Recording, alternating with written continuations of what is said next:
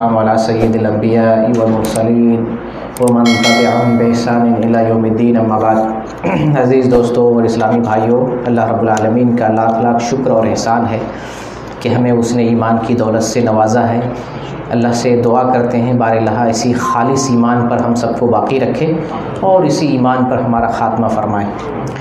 آج کا جو ہمارا موضوع ہے وہ ہے تفہیم الصلاح۔ پہلے موضوع کو سمجھ لیں، تفہیم الصلاح۔ فہم کے مطلب ہوتے ہیں سمجھنا، فہم، تفہیم اسی فہم یفہم، سمع یسمع سے تفہیم سمجھنا۔ تفہیم القرآن جسے ایک تفسیر کی کتاب ہے، تفہیم القرآن۔ تفہیم کا مطلب سمجھنا، اور الصلاح کا مطلب نماز۔ عربی میں صلاح کہتے ہیں نماز کو، اردو میں، انگلش میں پریئر کہتے ہیں۔ تو نماز کو آج ہم سمجھیں گے، نماز کو آج ہم سمجھیں گے۔ کیسے سمجھیں گے؟ نماز کے سمجھنے کا دو مطلب، ایک تو یہ ہے کہ نماز کا طریقہ کیا ہے، جو محمد رسول اللہ صلی اللہ علیہ وسلم کا طریقہ ہے وہ طریقہ کیا ہے، نماز کے احکام، نماز کے مسائل، نماز پڑھنے کا طریقہ، میتھڈ آف پریئر، نماز پڑھنے کا طریقہ جاننا، یہ بھی تفہیم الصلاح، نماز کو سمجھنا، یعنی نماز کے طریقے کو سمجھنا۔ ایک چیز یہ ہے۔ دوسری چیز یہ ہے کہ جب ہم نماز پڑھتے ہیں اور نماز میں جو کچھ پڑھتے ہیں وہ سمجھتے ہیں کہ نہیں، یا یوں ہی نماز پڑھ رہے ہیں بغیر سمجھے، اللہ اکبر، سمیع اللہ لمن حمدہ، ربنا ولک الحمد، بغیر سمجھے پڑھ رہے ہیں، یا ہمیں کچھ معلوم بھی ہو رہا ہے۔ یہ دو چیزیں ہیں آج کے موضوع سے ریلیٹڈ، اور ان دونوں چیزوں کو دلیل کے ساتھ میں ذکر کروں گا، کیونکہ نماز دلیل کی بات چل رہی ہے، دین کو ہم دلیل سے سمجھیں۔ نماز پڑھنے کا طریقہ ہو، زکوٰۃ دینے کا طریقہ ہو، حج کرنے کا طریقہ ہو، وہی عمل کریں گے جو حدیث میں ہے، جو قرآن میں ہے، جو ہماری شریعت میں، آنکھوں سے دیکھیں گے ہم، جو ہے سنی سنائی بات پر عمل نہیں کریں، آنکھوں سے، اور کوشش کریں خود سے ہم اس دلیل تک پہنچ سکتے ہیں۔ ہمارے پاس اپلیکیشن ہے، کتابیں ہیں، اور ضروریات مطلب فائدہ اٹھانے کی چیزیں ہیں۔ آج ہمارے پاس کتابیں، لائبریریاں نہیں ہیں، لیکن سافٹ ویئر موجود ہے، ٹیکنالوجی موجود ہے، جس کے استعمال سے ہم دلیل تک بہت آسانی سے پہنچ سکتے ہیں۔ تو نماز جو سمجھنا ہے، کیسے سمجھنا ہے؟ نماز کے طریقے کو سمجھنا ہے، اور نماز میں جو چیزیں ہم پڑھ رہے ہیں عربی زبان میں، اس کا بھی جاننا ہمارے لیے ضروری ہے، کیونکہ نماز اللہ سے تعلق ہے۔ جب آپ اپنے گھر موبائل سے کنیکٹ کرتے ہیں، رابطہ کرتے ہیں، تو اپنی زبان میں بات کرتے ہیں۔ ضروری ہے اپنی زبان میں بات کرنا، اس زبان میں بات کرنا جو زبان آپ سامنے والے سے، جس زبان میں مخاطب ہو سکے۔ فلپینی دوست سے اگر بات کریں گے تو وہ جو زبان سمجھتا ہے اس زبان میں اس سے بات کریں گے۔ امریکہ فون کریں گے، وہ جو زبان کو سمجھتا ہے اس زبان میں ہم فون کریں گے، بات کریں گے۔ نماز بھی اللہ سے ایک ربط ہے، کنیکٹ ہے، اللہ سے ایک رابطہ ہوتا ہے، اللہ کے قریب ہوتے ہیں، اللہ سے لو لگاتے ہیں، اللہ کی بندگی میں ہوتے ہیں، گویا اللہ سے ایک رابطہ ہوتا ہے ہمارا، اللہ کی مناجات، سرگوشی، اللہ سے قربت ہوتی ہے نماز کے ذریعہ۔ تو جو نماز میں پڑھتے ہیں ہمیں اسے سمجھنا بھی ضروری ہے، تاکہ اللہ کی قربت کی لذت، عبادت کی لذت، عبادت کی چاشنی اور عبادت کا لطف ہمیں حاصل ہو، عبادت کا لطف ہمیں مل سکے۔ تو یہ ہے تفہیم الصلاح۔ آج اسی موضوع پر ہمارا بیان ہوگا۔ نماز کو ہم دلیلوں سے سمجھیں گے، اور نماز کا معنی مطلب بھی ہم سمجھنے کی کوشش کریں گے۔ نماز پڑھنے کے لیے جب ہم آتے ہیں، نماز سے پہلے جو نماز کی ضروری چیزیں ہیں، بدن پاک ہو، یعنی غسل ہم کیے ہوئے ہوں، وضو ہم نے کر لیا ہو، بدن پاک ہے، ہمارے کپڑے پاک ہوں، اور پھر اذان سنیں تو مردوں کے لیے مسجد میں آنا ضروری ہے۔ عورتیں ہیں، عورتوں کے لیے جماعت ضروری نہیں ہے، عورتوں کے لیے نہ اذان ہے، نہ اقامت ہے، نہ جماعت ہے۔ وہ علیحدہ پڑھ سکتی ہے، نماز کا وقت ہو جائے تو علیحدہ اکیلے نماز کا وقت ہو جانے سے ہی وہ نماز پڑھ سکتی ہے۔ عورت کے لیے یہ بھی ضروری نہیں ہے کہ اذان ختم ہو جائے، اذان ہو جائے یا مرد نماز پڑھ لے، ان باتوں کی عورتوں سے ان چیزوں کا تعلق نہیں ہے۔ اذان کا وقت ہو جائے عورت نماز پڑھ سکتی ہے۔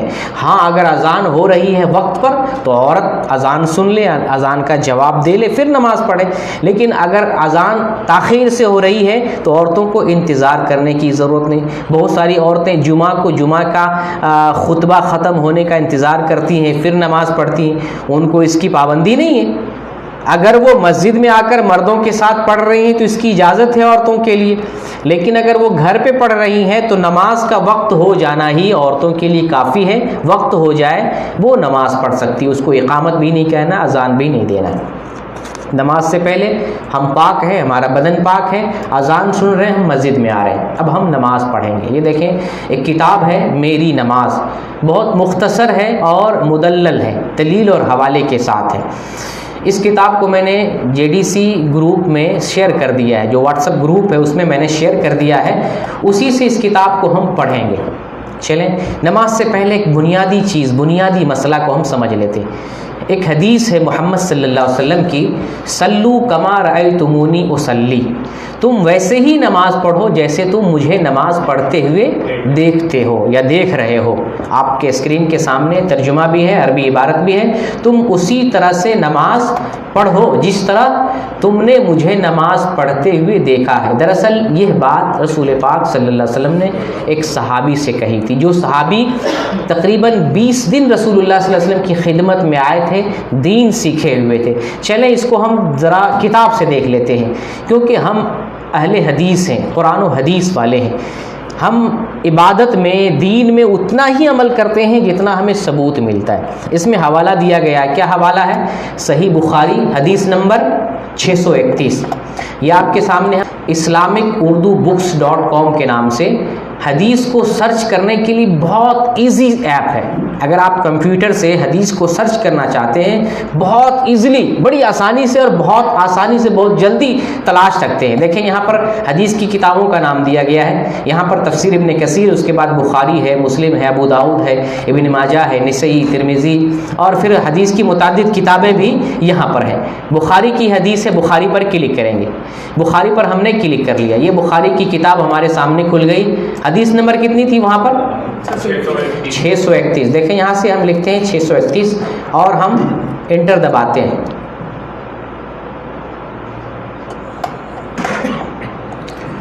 صحیح بخاری کی حدیث جو میں نے آپ کے بتایا، دیکھیے حدیث آپ کے سامنے ہے، یہ کتاب الاذان کے اندر یہ باب قائم کیا، مسافروں کے تعلق سے یہ باب ہے، اور دیکھیں یہ حدیث عربی عبارت ہے۔ اگر آپ اس پہ عبارت میں اعراب لگانا چاہتے ہیں، اس پر کلک کریں گے، اعراب لگ جائے گا، اعراب کے ساتھ آپ پڑھیں گے۔ یہاں پر دیکھیں میں ترجمے پہ اکتفا کرتا ہوں وقت کی کمی کی وجہ سے۔ یہاں پر ایک صحابی ہے مالک بن حویرث، بیان کرتے ہیں کہ ہم نبی کریم صلی اللہ علیہ وسلم کی خدمت اقدس میں حاضر ہوئے، ہم سب نوجوان اور ہم عمر تھے، یعنی کہ کچھ اور آدمی کے ساتھ گئے، رسول کی خدمت میں گئے، ہمارا 20 دن اور 20 رات قیام کہاں پر؟ رسول اللہ صلی اللہ علیہ وسلم کی خدمت میں رہا۔ آپ صلی اللہ علیہ وسلم رحم دل اور ملنسار تھے، جو آپ سے قریب ہوتا ہے، آپ کے پاس رہتے، آپ نے وہ حسن اور کیفیت بیان کی کہ ہمارے رسول بڑے رحم دل ہیں، بڑے ملنسار ہیں۔ آج غیر مسلم محمد صلی اللہ علیہ وسلم پر طعنہ کستے ہیں، آپ کے خلاف باتیں کرتے ہیں، آپ کو سنگ دل کہتے ہیں، نہ جانے کیا کیا کہتے ہیں۔ دیکھیں آپ کے ساتھ 20 دن گزارنے والے صحابی کیا ذکر کر رہے ہیں، آپ بڑے رحم دل اور ملنسار تھے۔ آپ صلی اللہ علیہ وسلم نے دیکھا کہ ہم اپنے وطن جانے کا شوق رکھتے ہیں، 20 دن ہو گئے، دین ہم نے بہت سیکھ لیا، اور اب وطن جانے کا ارادہ۔ آپ نے پوچھا تم اپنے گھر میں کن کو چھوڑ کے آئے ہو؟ ہم نے انہیں بتایا، آپ صلی اللہ علیہ وسلم کو بتایا۔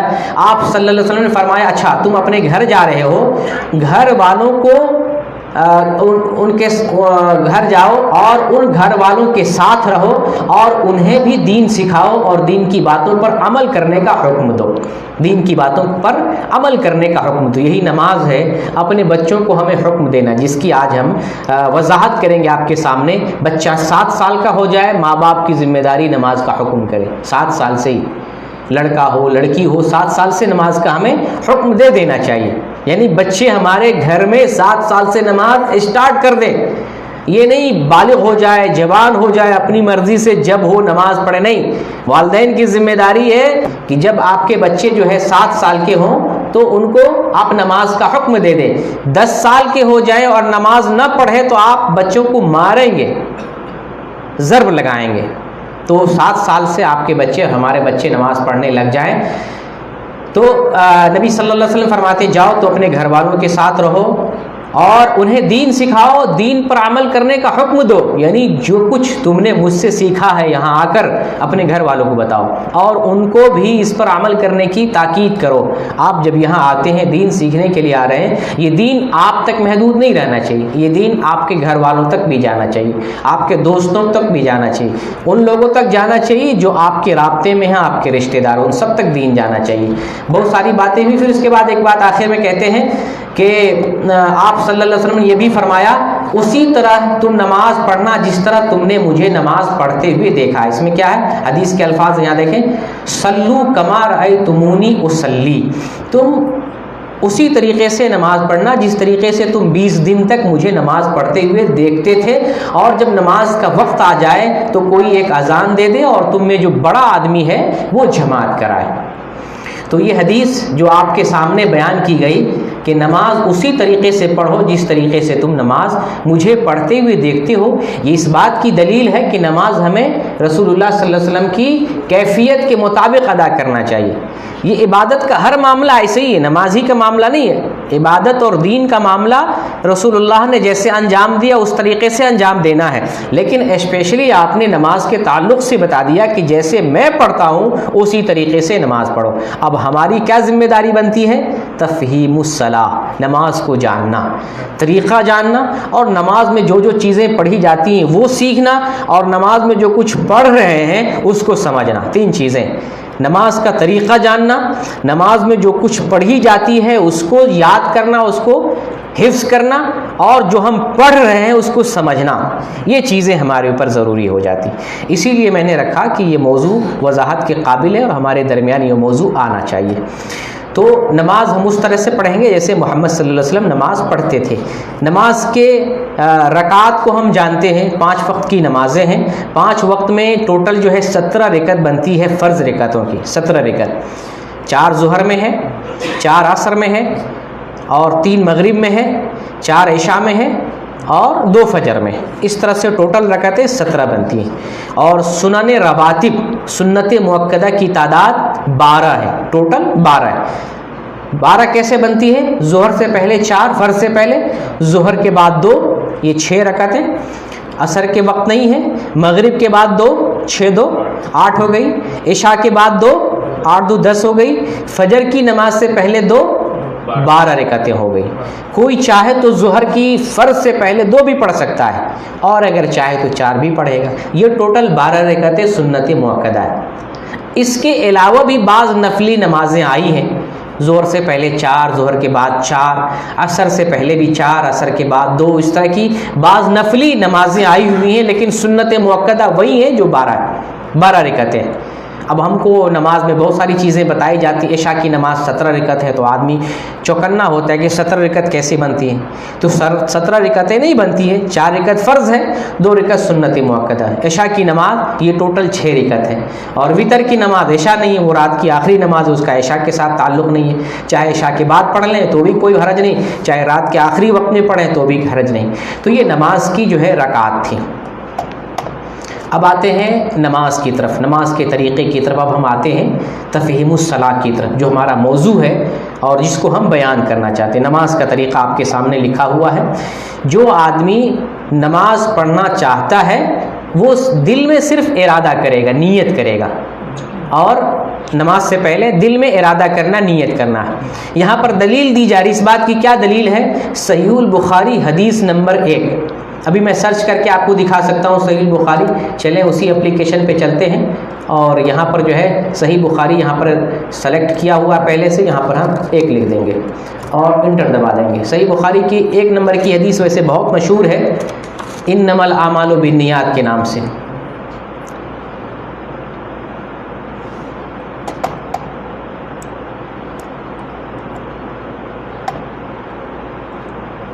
یہ تفصیل میں چلی گئی ہے۔ بخاری، صحیح بخاری کی پہلی حدیث انما الاعمال بالنیات، بہت مشہور حدیث ہے۔ یہ دیکھیں آ گئی حدیث، اس پر اعراب لگا لیں، یہاں اعراب کا ہے، اعراب لگا لیں، یہاں پر ہے انما الاعمال بالنیات، عملوں کا دار و مدار نیت پر ہے۔ یعنی کوئی بھی عمل آپ کرتے ہیں، نماز ایک عمل ہے، روزہ ایک عمل ہے، زکوٰۃ ایک عمل، اس سے پہلے آپ کو نیت کرنا ہے۔ نیت کا تعلق دل سے ہے، دل میں آپ نیت کر لیں گے۔ تو یہ صحیح بخاری کی پہلی حدیث ہے۔ تو ہم نیت کریں گے دل میں، خانہ کعبہ کی طرف رخ کر کے کھڑے ہو جائیں، ہماری توجہ خانہ کعبہ کی طرف۔ اس بات کی کیا دلیل ہے؟ دیکھیں وہابی جو ہوتا ہے صرف دلیل پہ عمل کرتا ہے، ادھر ادھر کچھ نہیں، صرف دلیل پر۔ اب دیکھیں یہاں ایک ایک بات ذکر کر رہے ہیں، ایک ایک دلیل دے رہے ہیں۔ ہم سنی سنائی بات پہ، باپ دادا کی بات پہ، فتوے پہ نہیں چلتے ہیں، کس پہ چلتے ہیں؟ دلیل پہ چلتے ہیں، قرآن اور حدیث پہ۔ دیکھیں ایک جملہ لکھا، بخاری کا حوالہ دیا، دوسرا جملہ آپ دیکھ رہے ہیں یہاں پر بھی صحیح بخاری حدیث نمبر 1099۔ چلیں صحیح بخاری یہاں سلیکٹ ہم نے کر لیا ہے، اور یہاں پہ جا کر کے ہم 1099 1099 انٹر کر دیتے ہیں۔ یہ آپ بھی کر سکتے ہیں، یہ بہت مشکل نہیں، آپ بھی کر سکتے ہیں، بڑا آسان ہے، لیکن نہیں جاننے سے آدمی کو مشکل لگتا ہے۔ صحیح بخاری میں 1099 کی حدیث جو ہے، دیکھیں یہ حدیث ہے، یہاں اعراب لگا لیتے ہیں۔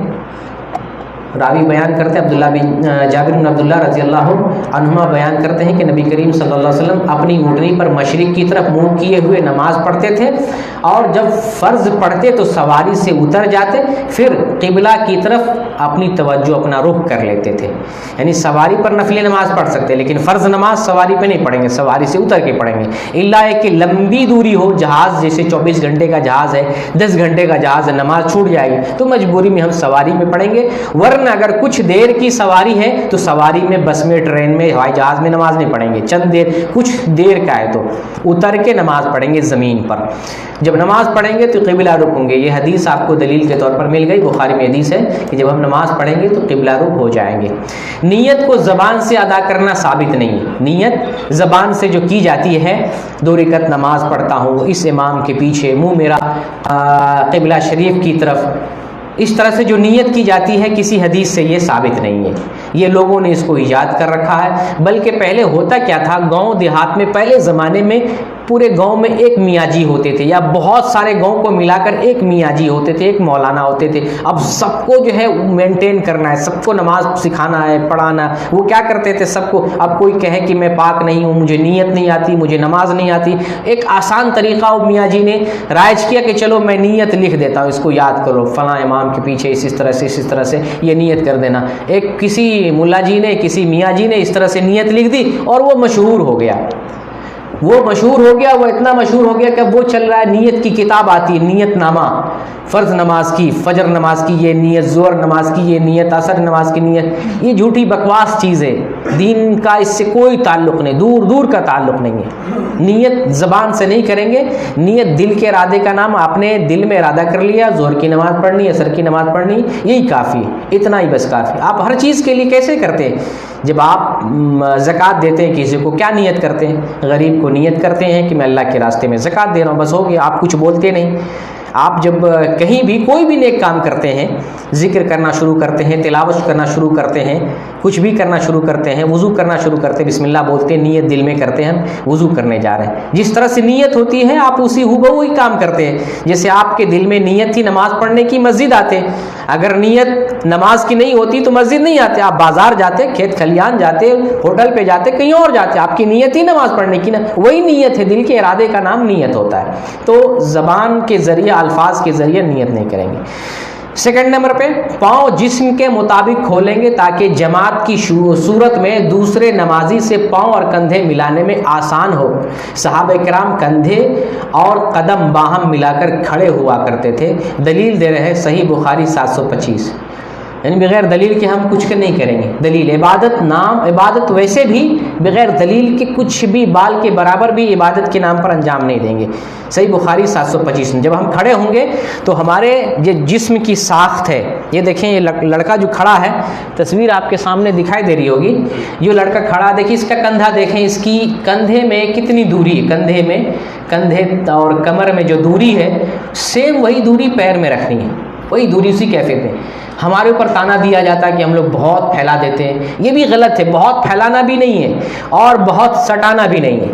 جو جسم کی ساخت ہے اس ساخت میں آپ کھڑے ہو، آپ کے لیے بھی آسانی ہو، بغل میں جو پیر جس کو ملانا ہے، پیر ملانا ہے، کندھا ملانا ہے جماعت کی شکل میں، اس کے لیے بھی آسانی رہے۔ تو اس طریقے سے آپ قدم سے قدم جو ہے اور کندھے سے کندھا ملائیں گے۔ چلیں دلیل تھوڑا سا چیک کر لیتے ہیں کہ جو ہے یہ دلیل صحیح ہے کہ نہیں صحیح ہے، یا حق دیا ہے۔ صحیح بخاری کتنا تھا؟ 725 نمبر کی حدیث ہے. چلیں صحیح بخاری 725 انٹر کرتے ہیں، اعراب لگا لیتے ہیں. انس رضی اللہ تعالیٰ عنہ سے مروی انہوں نے بیان کیا کہ نبی اکرم صلی اللہ علیہ وسلم نے فرمایا صفیں برابر کر لو. یعنی جب آپ صلی اللہ علیہ وسلم نماز پڑھتے تو صفیں کو درست کرنے کا حکم فرماتے تھے، جو ہمارے ملکوں میں نہیں. ہم صفیں بھی درست نہیں کرتے، ہمارے امام بھی ویسے ہوتے، وہ بتاتے بھی نہیں، بولتے بھی نہیں. یہاں پر دیکھیں جو بھی امام ہوتے ہیں وہ رسول اللہ صلی اللہ علیہ وسلم کی سنت کی اتباع کرتے ہیں. یہ نبی بھی ایسے ہی کرتے تھے. صفیں درست کرنے کے لیے آپ اعلان کرتے صفیں درست کرو، تو یہ کہنا سنت ہے اور صفیں درست کروانا چاہیے. میں تمہیں اپنے پیچھے سے بھی دیکھتا رہتا ہوں. یہ معجزہ ہے رسول اللہ صلی اللہ علیہ وسلم کا کہ آپ نماز کی حالت میں، یہ دھیان رکھیں، صرف نماز کی حالت میں، اس سے زیادہ نہیں، صرف نماز کی حالت میں اللہ تعالیٰ نے نبی صلی اللہ علیہ وسلم کو معجزہ عطا کیا تھا. نماز کی حالت میں پیچھے کی طرف دیکھ لیتے تھے. یہ آپ کا معجزہ ہے. تو آپ فرماتے میں تمہیں پیچھے کی طرف بھی دیکھ لیتا ہوں، اور ہم میں سے ہر شخص یہ کرتا کہ صف میں اپنا کندھا اپنے ساتھی کے کندھے سے ملاتا اور قدم قدم سے ملاتا. تو اگر کوئی وہابی کندھے سے کندھا ملاتا ہے، پیر سے پیر ملاتا ہے، بتائیے رسول سے محبت کی دلیل پیش کر رہا ہے یا منمانی کر رہا ہے؟ دین پر عمل کر رہا ہے. آپ کے سامنے میں حدیث کھول کے دکھا رہا ہوں، دلیل دے رہا ہوں کہ یہ جو عمل کیا جاتا ہے اہل حدیثوں کا یا قرآن و حدیث پر عمل کرنے والوں کا، یہ قرآن و حدیث میں ہے، صحیح بخاری میں ہے. اور صحیح بخاری کون سی کتاب ہے جس کے اندر ساری حدیثیں صحیح ہیں. اگر کوئی آدمی اس عمل سے دشمنی کرتا ہے تو گویا کہ وہ رسول کی سنت سے دشمنی کر رہا ہے. رسول کی سنت پر اگر کوئی مسلمان ہے، سچا پکا مسلمان ہے، رسول سے محبت کر رہا ہے، اسے بھی اسی کیفیت میں نماز پڑھنی چاہیے. قدم سے قدم اور کندھے سے کندھا ملا ہونا چاہیے. یعنی جیسے دیوار ملی ہوتی، شیشہ پلیا ہوئی جو دیوار جو گچ دی جاتی ہے، ایک دم اینٹ سے اینٹ سٹی ہوئی ہو، ملی ہوئی ہو، اس طریقے سے ہمیں مل کر جو ہے نماز پڑھنا چاہیے. تو یہ آپ نے حدیث دیکھ لی، قدم سے قدم اور ٹکنے سے ٹکنا جو ہے، قدم پیر سے پیر اور کندھے سے کندھا ملا ہونا چاہیے. دلیل بھی آپ نے چیک کر لی. آگے کیا ہے 3 نمبر پہ؟ نماز کے لیے اس طرح برابر کھڑے ہوں کہ دونوں پاؤں قبلہ کی طرف ہوں. جب پیر کریں گے نماز میں، پیر کا رخ جو ہونا چاہیے، انگلیوں کا رخ قبلے کی طرف ہونا چاہیے. اب آپ سے ایک سوال ہے، بہت سے لوگ کہتے ہیں سونے میں پیر قبلے کی طرف نہیں ہونا چاہیے. پوری نماز ہماری قبلے کی طرف ہے، تو کیا ہم بے ادبی کر رہے ہیں، گناہ کر رہے ہیں؟ کوئی گناہ نہیں کر رہے ہیں. اسی طریقے سے اگر کوئی سونا چاہے تو بھی سو سکتا ہے، پیر قبلے کی طرف ہو جائے کوئی حرج نہیں، اس میں کوئی بے ادبی نہیں. آپ نماز پڑھ رہے ہیں، پوری کی پوری نماز پڑھ رہے ہیں، خانہ کعبہ کے پاس جا کر کے، قبلہ کے پاس بیٹھ کے وہاں جا کر کے آپ نماز پڑھ رہے ہیں، پیر جو آپ کا پورا جو ہے کعبہ کی طرف ہوتا ہے، کوئی حرج کی بات نہیں ہے. بلکہ یہاں تک آیا ہے، اور یہ حنفی مسلک میں بھی لکھا ہوا ہے، کہ جب آدمی انتقال کر جائے، مر جائے، روح نکل جائے، اس کا پیر جو ہے قبلہ کی طرف ہو جائے. قبلہ جیسے ادھر قبلہ ہے، پیر اس طرف کر دیں، چہرہ ایسے قبلہ کی طرف کر دینا چاہیے. یہ مستحب ہے، ضروری نہیں ہے. یہ حنفی مذہب میں بھی لکھا ہوا ہے. تو پھر کیسے آپ کہتے ہیں کہ سو نہیں سکتے ہیں؟ تو یہ جھوٹی بات ہے. جو لوگ منع کرتے ہیں، جو لوگ کہتے ہیں بے ادبی ہے قبلہ کی طرف پیر کرنے سے، یہ بے ادبی نہیں. ایسا ادب ہمیں رسول نے نہیں سکھایا ہے، یہ بے ادبی لوگوں نے مشہور کر رکھا ہے. تو میں یہ بتا رہا ہوں کہ جب نماز کے لیے کھڑے ہوں گے تو دونوں پیر قبلے کی طرف ہوگا. دلیل چیک کریں گے، ہر تو بہت ٹائم لگے گا. آگے چلتے ہیں. ہم کھڑے ہو گئے سیدھے بالکل نماز میں، نیت ہم نے کر لی ہے، ہمارا قدم جو ہے جسم کی ساخت کے حساب سے رکھ دیا گیا ہے، قبلے کی طرف ہمارا قدم ہو گیا ہے. اب نماز میں انٹر کریں گے. نماز میں کیسے انٹر کریں گے؟ تکبیر تحریمہ کہہ کے. اب ہم نماز کو سمجھتے بھی ہیں، تفہیم الصلاۃ، نماز کو سمجھ رہے ہیں. تکبیر تحریمہ، 2 لفظ اس میں آ رہا ہے، دیکھ رہے ہیں، تکبیر اور تحریمہ. تکبیر تحریمہ سے مراد اللہ اکبر ہے. اردو میں ہم کہتے ہیں تکبیر تحریمہ، تو اس سے مراد اللہ اکبر. تکبیر کہتے ہیں اللہ اکبر کو، تحریمہ کہتے ہیں یعنی وہ تکبیر جو حرام کرنے والی. معنی سمجھیں، عربی لفظ ہے، معنی اس کو سمجھنا. عربی میں اس کو تکبیر تحریمہ کو تکبیرۃ الاحرام کہتے ہیں. عربی میں کیا کہتے ہیں؟ تکبیرۃ الاحرام، یہ عربی میں کہیں گے. اردو میں جب ترجمہ کرتے ہیں تکبیر تحریمہ کہتے ہیں. اس کا مطلب یہ ہوتا ہے حرام کرنے والی تکبیر. یہ رکن ہے نماز کا. آپ مقتدی ہیں، امام ہیں، ہر حال میں زبان سے بول کر زور سے یہ کہہ کر نماز میں داخل ہونا، یہ نماز کا رکن ہے. اب یہاں یہ بھی سمجھ لیں نماز میں کچھ چیزیں ارکان ہیں، کچھ چیزیں واجب اور فرض ہیں. واجب اور فرض دونوں ایک ہی معنی میں ہیں. بعض لوگ اس کو فرق کرتے ہیں، واجب الگ ہے فرض الگ ہے، نہیں، دونوں ایک ہی. فقہی اصطلاح میں واجب اور فرض دونوں ایک ہی کہتے ہیں. کچھ چیزیں ارکان ہیں، کچھ چیزیں واجب اور فرض ہیں، اور کچھ چیزیں سنت ہیں. نماز میں رکن چھوٹ جائے نماز نہیں ہوگی. نماز میں واجب چھوٹ جائے سجدہ سہو کر لیں گے نماز ہو جائے گی. نماز میں سنت چھوٹ جائے تو بھی اگر سجدہ سہو نہیں بھی کرتے تو بھی نماز ہو جائے گی، لیکن اگر سنت بھی چھوٹ جائے تو سجدہ سہو کر لینا چاہیے. تینوں مسئلہ بہت اہم امپورٹنٹ، اس کو سمجھنا ہے. ارکان، واجب اور سنت. رکن چھوٹ جائے نماز نہیں ہوگی، اور واجب چھوٹ جائے نماز ہی میں اگر یاد آ جائے آپ سجدہ سہو کر لیں، اور سنت چھوٹ جائے تو سجدہ سہو کر لینا چاہیے. اگر سجدہ سہو چھوٹ بھی گیا تو بھی انشاءاللہ نماز میں کوئی حرج نہیں ہے. ٹھیک ہے. تو تکبیر تحریمہ، ایسی تکبیر جو حرام کرنے والی ہو. کس کو حرام کرنے والی ہے؟ یعنی بہت ساری چیزیں جو نماز سے پہلے ہمارے لیے حلال ہوتی ہیں لیکن تکبیر کہنے کی وجہ سے حرام ہو جاتی ہیں. جیسے نماز میں ہم داخل ہوتے ہیں اب بات نہیں کر سکتے ہیں، نماز میں داخل اب چل نہیں سکتے ہیں، نماز میں ہیں اب گفتگو نہیں کر سکتے ہیں، کھانا نہیں کھا سکتے ہیں، پانی نہیں پی سکتے ہیں، حرکتیں نہیں کر سکتے، ہنس نہیں سکتے ہیں. یہ ساری چیزیں پابندی، یہ چیز ہمارے لیے نماز میں حرام ہوگی. اسی لیے اس تکبیر کا نام ہے تکبیر تحریمہ. اس سے مراد اللہ اکبر. اب اللہ اکبر کا معنی ہر کسی کو آتا ہے. تعجب ہے، میں نے ٹی وی چینل والوں کو دیکھا جب اذان پہ پابندی کی بات ہو رہی تھی، چینل والے پوچھتے تھے اللہ اکبر کا کیا مطلب ہے. کتنے مسلمان نہیں بتا پا رہے تھے. دن و رات یہ اذان مائکرو فون میں لاؤڈ اسپیکر سے اذان دی جا رہی ہے، اور دن و رات اذان کی آواز کانوں میں گونجتی، گو کہ نماز پڑھتا ہو نہیں پڑھتا ہو لیکن وہ مسلمان ہے. بسم اللہ سے جو ہے ہر کام ہے، جانور ذبح کرنا ہے، کھانا پینا ہے، اذانیں سن رہے ہیں، لیکن اللہ اکبر کا معنی جو ہے پتہ نہیں. اللہ کا مطلب اللہ، اور اکبر کا مطلب سب سے بڑا. اللہ سب سے بڑا، یہی ہے. نماز میں اب ہم داخل ہو رہے ہیں تکبیر تحریمہ کے ذریعے. یا تھنکنگ آ رہی اللہ سب سے بڑا، ہم کچھ نہیں ہیں، ہم حقیر ہیں، ہم کمزور ہیں، ہم ناتواں ہیں، ہم ضرورت مند ہیں، اللہ سب سے بڑا. یہ ہم سوچتے ہیں، یہ ہم بولتے، یہ بول کر ہم نماز میں داخل ہو رہے ہیں. اس کی جو ہے دلیل بھی یہاں کہ تکبیر تحریمہ کہہ کر نماز میں جانا ہے. سنن ابی داؤد کی روایت حدیث نمبر 665، اور سنن ابی داؤد میں دوسری حدیث بھی ہے 730. چلے دیکھ لیتے ہیں اس حدیث کو. 665 نمبر کی حدیث ابو داؤد. یہ ویب سائٹ دھیان میں رکھ لیں گے، islamic-urdu-books.com. بہت آسان حدیث تلاش کرنا. ابو داؤد دیکھیں، یہ اس پہ کلک کیے. 665 تھا، 665 کلک کرتے ہیں. یہ دیکھیں اعراب لگا لیتے ہیں. یہ حدیث نعمان بن بشیر رضی اللہ عنہما کہتے ہیں کہ جب ہم نماز کے لیے کھڑے ہوتے تو رسول اللہ صلی اللہ علیہ وسلم ہماری صفیں درست فرماتے. یہاں بھی حدیث آئی صفیں درست کرتے. اس پر ہمیں دھیان دینے کی ضرورت ہے، صفیں ہمیں درست کرنا چاہیے. جب ہم لوگ سیدھے ہو جاتے تو آپ اللہ اکبر کہتے. یہی تکبیر تحریم ہے. نماز میں داخل ہونے کی، جب سیدھے کھڑے ہو گئے اب ہمیں نماز میں داخل ہونے کے لیے اللہ اکبر کہنا ہے. یہ تکبیر تحریمہ ہے اور یہ رکن ہے نماز کا. چھوٹ جائے تکبیر تحریمہ نہیں داخل، وہ نہیں بولے تو گویا کہ اب نماز میں بھی وہ گیا ہی نہیں ہے. یہ رکن ہے اور اس کو بولنا چاہیے. تکبیر تحریمہ کہہ کے اب ہم نماز میں داخل ہو گئے. اب کیا کرنا ہے؟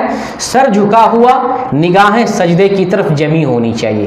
نماز میں بہت سارے لوگوں کو دیکھتے ہیں، خاص طور سے پردیس میں پریشان حال ہوتے ہیں، ٹینشن میں ہوتے ہیں، نماز بھی پڑھتے رہتے، ادھر ادھر دیواروں میں دیکھتے رہتے. یہ صحیح نہیں ہے.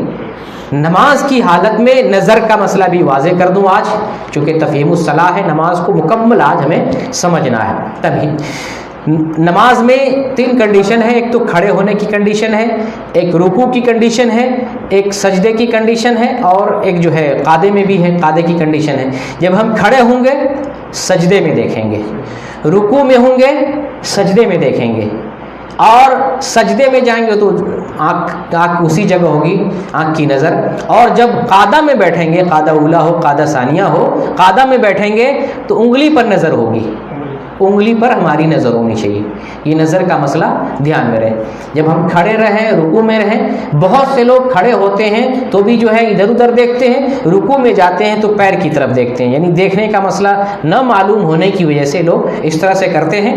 تو کھڑے میں سجدہ، رکوع میں بھی سجدہ، اور جب قعدہ میں رہیں گے تو ہماری نظر دائیں ہاتھ کی شہادت کی انگلی پر ہونی چاہیے. سجدے کی طرف ہماری نظر جھکی ہونی چاہیے. اور یہ چیک کر کے نہیں دکھا سکتے کیونکہ مستدرک حاکمی کی حدیث ہے اور سنن کبریٰ کی روایت ہے، یہ اس سافٹ ویئر میں نہیں موجود ہے. اس کو الگ سے اگر کہیں گے تو میں چیک کر کے دکھا دوں گا. اب آگے ہے دونوں ہاتھ کانوں کے نچلے کنارے تک یا کندھوں کے برابر اٹھائیں. دونوں ہاتھ کانوں کی لو تک، جو نچلی لو ہے یا کندھے ہیں، دونوں طریقہ درست ہے. ایسا نہیں ہے کہ حناف کے لوگ یہاں اٹھاتے ہیں تو ہم دشمنی کریں گے، ہم یہی تو نہیں. حدیث ہے، حدیث کسی کی نہیں، جاگیر نہیں. حدیث رسول اللہ صلی اللہ علیہ وسلم نے ہمیں بتائی ہے، جو صحیح ہے اس پر ہمیں عمل کرنا ہے. دونوں طریقہ صحیح ہے تو ہم دونوں طریقہ صحیح بتائیں گے. ٹھیک ہے. تو کانوں کی لو تک دیکھیں، پہلی تصویر جو اس میں ہے، سرکل میں ہے، کانوں کی لو تک جو ہے ہاتھ اٹھایا گیا ہے، یہ بھی صحیح ہے.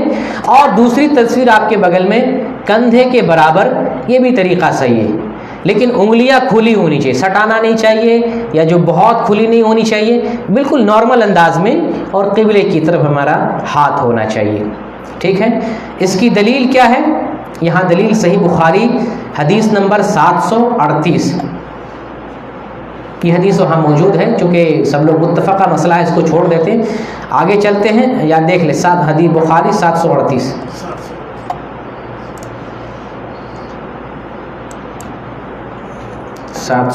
یہ کتاب آپ کو پرسنل میں چاہیے تو انشاءاللہ پرسنل میں واٹس ایپ پہ کریں گے میسج، تو آپ کو پرسنل میں بھیج دوں گا. صحیح بخاری 738 نمبر کی حدیث ہے. یہ دیکھیں، عبداللہ بن عمر رضی اللہ عنہما نے کہا کہ میں نے نبی کریم صلی اللہ علیہ وسلم کو دیکھا، آپ صلی اللہ علیہ وسلم نماز تکبیر تحریمہ سے شروع کرتے. نماز کیسے شروع کرتے؟ تکبیر تحریمہ سے شروع کرتے. تکبیر کہتے وقت اپنے دونوں ہاتھوں کو کندھوں تک لے کر جاتے، اور جب رکوع کے لیے تکبیر کرتے تب بھی اسی طریقے سے کرتے، اور سمیع اللہ لمن حمدہ کہتے تب بھی اسی طریقے سے کہتے، اور ربنا ولک الحمد کہتے.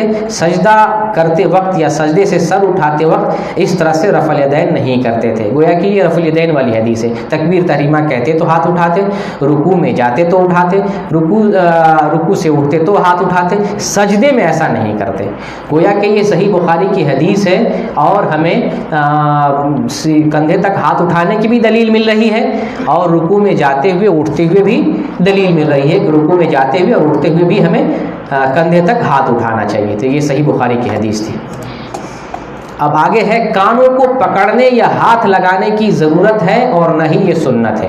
یعنی کانوں کو ہاتھ نہیں لگانا چاہیے. بہت سارے لوگ ایسا کرتے ہیں، دیکھا گیا جب نماز پڑھتے ہیں ایسے کرتے ہیں. تعجب کی بات، کہاں سے سیکھا ہے؟ نماز ایسے کرتے ہیں. بہرکیف جو ہے ہاتھ لگانا جو ہے، کان کو ہاتھ لگانا یا ایسے کرنا، یہ سنت سے ثابت نہیں. اور آگے جو ہے ہاتھوں کی انگلیاں نہ باہم ملی ہوئی ہوں اور نہ ہی زیادہ فاصلہ ہو. ہاتھوں کی انگلیاں جو ہے، ہاتھوں کی انگلیاں نہ تو جو ہے زیادہ کھلی ہونی چاہیے اور نہ ہی ملی ہونی چاہیے، بلکہ ہاتھوں کی کھلیاں جو جس طرح سے دکھایا جا رہا ہے نارمل انداز میں. ٹھیک ہے. اور اس کا نیچے حوالہ دیا جا رہا ہے، اصل و صفت الصلاۃ، شیخ البانی کی نماز کی کتاب، بڑی اہم کتاب ہے، عربی زبان میں ہے لیکن اس کا اردو ترجمہ کر دیا گیا ہے. اور اس کا اردو ترجمہ جو ہے دارالسلام والے نے شائع بھی کیا ہے، وہاں سے بھی لے سکتے ہیں، اور انٹرنیٹ سے اس کو ڈاؤن لوڈ بھی کر سکتے ہیں. بڑی اچھی کتاب ہے. تو یہ اس کتاب میں یہ حدیث موجود ہے. آگے چلتے ہیں. اب جو ہے ہم کھڑے ہو گئے اور ہم جو ہے اب ہم ہاتھ باندھیں گے.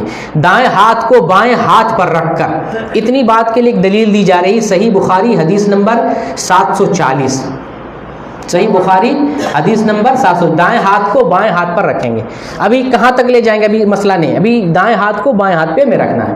چلیں پہلے اس حدیث کو دیکھ لیں کیونکہ یہ اہم مسئلہ ہے نماز کے تعلق سے، اس کو جان لینا ہے. صحیح بخاری 740.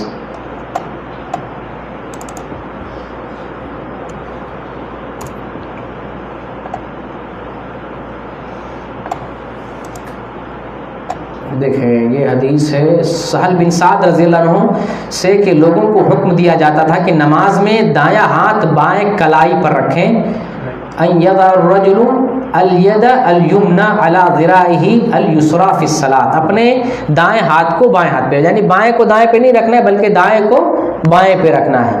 اب یہ بخاری کی حدیث، صحیح بخاری کی حدیث نمبر 740 ہے، یہاں پر ایک لفظ آیا ہے ذرا، اپنے ذرا پر رکھتے تھے۔ تو لغت والے، یعنی ذرا عربی لفظ ہے، اس کا کیا معنی، کیا ڈیفینیشن ہے، تو عربی لغت والے بیان کرتے ہیں ذرا جو ہے یہ کلائی سے لے کر کیونی تک کا ایریا بولا جاتا ہے، اس کو ذرا بولتے ہیں، بازو کو۔ جب آپ ہاتھ باندھیں بازو پر، یعنی ذرا پر ہاتھ باندھیں، تو آپ کا ہاتھ باندھ کے عبد الرحمن صاحب کھڑے ہوئے، آپ ہاتھ باندھیے ذرا پر، آپ جو ایک ذرا یہاں تک کیونی تک آتا ہے، یہاں پر کیونی تک لے جائیں، میرا اکثر کرنا یہ عمل ہوتا ہے۔ کوئی مشکل نہیں، آپ جو ہے اس کو میں جو کہہ رہا ہوں اس کو باندھ کر دیکھیے، اگر اس طرح سے کوئی باندھے تو سینہ ہی پر جائے گا، نیچے نہیں لٹکے گا۔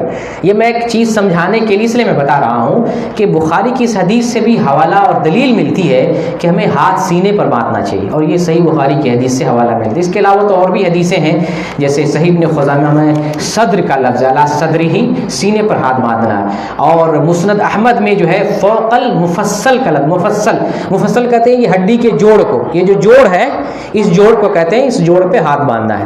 تو کئی ساری کیفیت آئی ہیں، ہاتھ کو جوڑ پہ رکھیں، یا ہاتھ کو جو ہے یہ جو ہے ہتھیلی ہو گیا، کلائی ہو گئی اور بازو ہو گیا، تینوں پر آپ رکھ لیں، یا جو ہے آگے تک کر لیں، یا جو ہے اسی مفصل کو پکڑ کے رکھ لیں، سینے پر باندھیں، انشاءاللہ اس میں وسعت ہے، لیکن ہاتھ باندھنا ہے، کل ملا کر ہاتھ باندھنا ہے سینے پر۔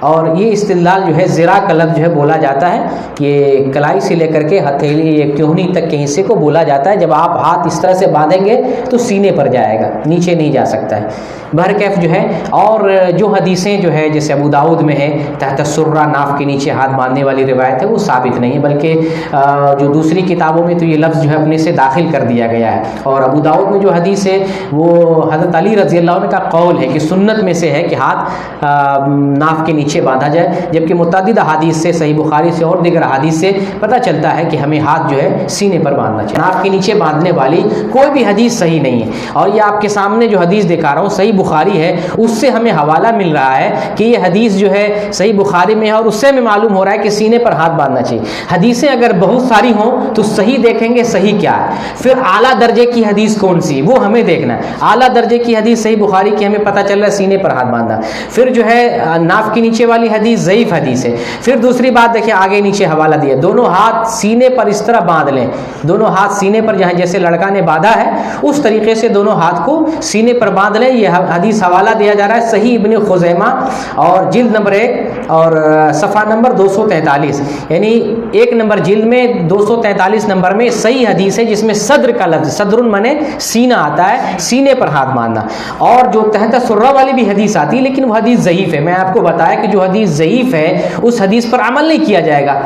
عبادت کے معاملے میں تو اور بھی جو ہمیں احتیاط کرنا ہے، کیونکہ عبادت کا معاملہ ہے اور اللہ کی ہم بندگی اور بزرگی بیان کر رہے ہیں، تو اس لیے سینے پر ہاتھ باندھنے والی زیادہ مضبوط ہے اور صحیح ہے، اس لیے ہمیں باندھنا ہے۔ ہم اس لیے نہیں کہہ رہے کہ ہم نہیں مانتے، ہم اس لیے کہہ رہے ہیں کہ دلیل سے یہ ثابت ہوتا ہے کہ سینے پر ہاتھ باندھنا زیادہ مضبوط روایت ہے اور صحیح روایت ہے۔ دائیں ہاتھ سے بائیں ہاتھ کی کلائی کو مضبوطی معمولی سا پکڑ لیں، یعنی معمولی سا، یعنی اس طرح سے کلائی کو پکڑ لیں یا آگے بھی کر لیں، انشاءاللہ اس میں وسعت ہے، یہاں تک بھی باندھ لیتے کوئی حرج کی بات نہیں، لیکن یہاں کلائی کو بھی پکڑ کے باندھ رہے ہیں اس میں بھی کوئی حرج کی بات نہیں ہے۔ ہم یہ ہے کہ سینے پر باندھنا چاہیے، اور چونکہ علماء اس کی تھوڑی سی ایک وضاحت کرتے ہیں کہ دل بھی اسی طرف ہوتا ہے، دل کے پاس ہاتھ باندھنا یہ ایک جو ہے ایک طرح سے بہترین کیفیت ہے کہ ہاتھ وہاں باندھا جائے۔ آگے چلتے ہیں، اب ہم نیت کر لیے ہیں، نماز میں داخل ہو گئے، تکبیر تحریمہ کا کہ ہم نے سینے پر ہاتھ باندھ لیا ہے، اب کیا کرنا ہے؟ نماز اسٹارٹ کرنی ہے۔ مقتدی ہو یا امام ہو، کیا کرنا ہے؟ نماز اسٹارٹ کرتے ہوئے کیا کرنا ہے؟ ایک دعا پڑھنی، جس کو دعا استفتاح کہتے ہیں یا دعائے ثنا کہتے ہیں، ثنا پڑھنا ہے۔ ثنا میں دیکھیے ایک دعا یہ ہے جس کو اکثر اہل حدیث لوگ پڑھتے ہیں، بہترین قسم کی دعا، یہ دعا دیکھ لیتے ہیں اور حوالہ بھی دکھائیں گے کہ یہ دعا ثابت ہے یا نہیں ثابت ہے۔ اللہم باعد بینی و بین خطایا کما باعدت بین المشرق والمغرب، اللہم نقنی من الخطایا کما ینقی الثوب الابیض من الدنس، اللہم اغسل خطایا بالماء والثلج والبرد۔ یہ حدیث ہے صحیح بخاری میں 774 نمبر کی. پہلے حدیث دیکھ لیتے ہیں پھر ترجمہ کرتے ہیں. 744 نمبر کی. ماشاءاللہ بہت دور سے دیکھ لے رہے ہیں. 744 یہ دیکھیں صحیح بخاری کی حدیث ہے. پھر آپ لگا دیتے ہیں. ابو ہریرہ رضی اللہ تعالیٰ عنہ یوں کہا یا رسول اللہ آپ پر میرے ماں باپ فدا ہوں، آپ اس تکبیر اور قرات کے درمیان کی خاموشی کے بیچ میں کیا پڑھتے ہیں؟ یعنی آپ تکبیر کہہ کے خاموش رہتے تھے. تو صحابی پوچھتے ہیں کہ آپ اس جو خاموش رہتے ہیں اس میں کیا پڑھتے ہیں؟ تو آپ صلی اللہ علیہ وسلم فرمایا میں پڑھتا ہوں اللہم باعد بینی و بین خطایا کما بعدت بین المشرق والمغرب. تو یہ صحیح بخاری کی حدیث آپ کے سامنے حوالہ کھول کر کے دکھا دیا ہوں. اس لیے کوئی بھی آدمی دعائے ثنا کے طور پر، استفتاح کے طور پر یہ دعا پڑھ سکتا ہے. اب اس کا ترجمہ ہم دیکھ لیتے ہیں. اے اللہ میرے درمیان اور میرے گناہوں کے درمیان اتنی دوری کر دے جتنی دوری تو نے مشرق اور مغرب کے درمیان کی ہے. ایک بہترین قسم کی دعا ہے. نماز میں ہم اللہ سے تعلق جوڑتے ہیں، اللہ سے مناجات کرتے ہیں، اللہ سے مانگتے ہیں، اپنے آپ کو ہم جو ہے سرنڈر کرتے ہیں نماز میں. تو بہترین سے بہترین چیز ہمیں رب سے مانگنا چاہیے. تو خود ہمیں جب ایسی چیز سکھائی گئی ہے تو اگر نہیں یاد ہو تو اس کو یاد کر لیں. اس میں ایک دعا تو یہ مانگتے ہیں کہ میرے گناہ میرے درمیان اور گناہوں کے درمیان مشرق و مغرب کی دوری کر دے. دوسری دعا ہے اے اللہ میرے گناہوں سے اسی طرح سے پاک کر دے، مجھے گناہوں سے اسی طرح پاک کر دے جس طرح سفید کپڑا میل کچیل سے صاف کیا جاتا ہے. یہ دوسری کہ مجھے گناہوں سے بالکل پاک صاف کر دے جیسے کپڑے کو صاف کر کے سفید بنا دیا جاتا ہے. ایک تیسری دعا بھی ہے اے اللہ مجھ سے میرے گناہوں کو برف پانی اور اولے سے دھو دے. یعنی مجھ سے میرے گناہوں کو، یعنی میرے گناہ کو بالکل صاف ستھرا کر دے، مجھے پاک کر دے. اتنی بہترین دعا دعائے ثنا کے طور پر کرتے ہیں تو ہمیں یہ یاد ہونا چاہیے. علماء نے لکھا ہے کہ دعائے ثنا کے طور پر متعدد دعائیں، یہ بھی دعا استفتاح ہے، آگے سبحانک اللہم و بحمدک یہ بھی ہے، اور بھی دعائیں آئی ہیں. تو اگر کسی کو متعدد دعائیں یاد ہوں تو بدل بدل کے پڑھنی چاہیے، اور نہیں اگر ایک ہی ہے تو ایک ہی پر کام چلا سکتے ہیں. لیکن اوپر والی یہ دعا جو ہے بہت بہترین ہے، اس کو یاد کر لینا چاہیے. تھوڑا تھوڑا کر کے 3 بہترین دعائیں اور گناہوں سے پاکی حاصل ہو رہی ہے. کتنا بہترین ہے کہ ہم عبادت کر رہے ہیں اور اللہ تعالیٰ سے ہم گناہوں کی معافی بھی طلب کر رہے ہیں، اور اللہ رب العالمین ہو سکتا ہے اسی بہانے ہمارے گناہوں کو معاف کر دے. تو یہ دعا یاد ہونی چاہیے، یاد کر لینی چاہیے. ایک دعا ثنا یہ ہے سبحانک اللہم و بحمدک و تبارک اسمک و تعالی جدک ولا الہ غیرک. اس کا ترجمہ دیکھ لیں پہلے. تفہیم الصلاح، ہم نماز کو سمجھنا چاہتے ہیں. اے اللہ تو اپنی تعریف کے ساتھ پاک ہے. سبحانک اللہم و بحمدک، سبحانک تو پاک ہے، سبحان کہتے پاک کو. اللہم منے اے اللہ، و بحمدک تیری تعریف یا اپنی تعریف کے ساتھ، بی منے ساتھ، حمد منے تعریف، کاف منے تو، تیری تعریف کے ساتھ یا اپنی تعریف کے ساتھ اے اللہ تو پاک ہے، سبحان ہے. یہ ہم اللہ کی بزرگی بیان کرتے ہیں. وہ تبارک اسمک، اور تیرا نام ہی بابرکت ہے. تبارک بابرکت ہے تیرا نام، اسم نے نام. وہ تعالی جدک، اور تیری بزرگی اور تیری بڑائی بہت بلند ہے. ولا الہ غیرک، اور تیرے سوا کوئی عبادت کے لائق نہیں، کوئی معبود نہیں.